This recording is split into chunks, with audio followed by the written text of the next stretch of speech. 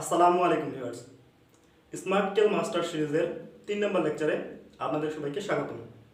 আজকে আপনাদের সাথে শেয়ার করব ক্যালকুলেটরের দারুণ একটি ট্রিক্স। এই ট্রিক্সটি অ্যাপ্লাই করার জন্য আমরা একটি এক্সাম্পল নিয়েছি মাধ্যমিক, উচ্চ মাধ্যমিক এবং ডিপ্লোমা ইন ইঞ্জিনিয়ারিংয়ের ফিজিক্স সাবজেক্ট থেকে।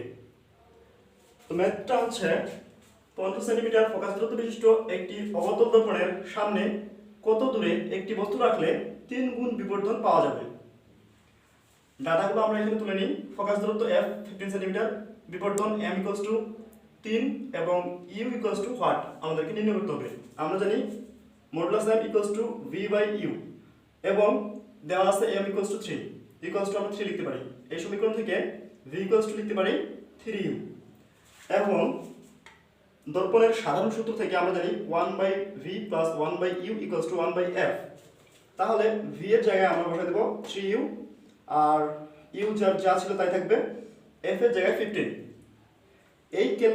এই ইকুয়েশনটা আমরা ক্যালকুলেটরের মাধ্যমে 20 সেকেন্ডের মধ্যে সলভ করতে পারবো। তাহলে এখন আমরা ডাটাগুলো ইনপুট করি।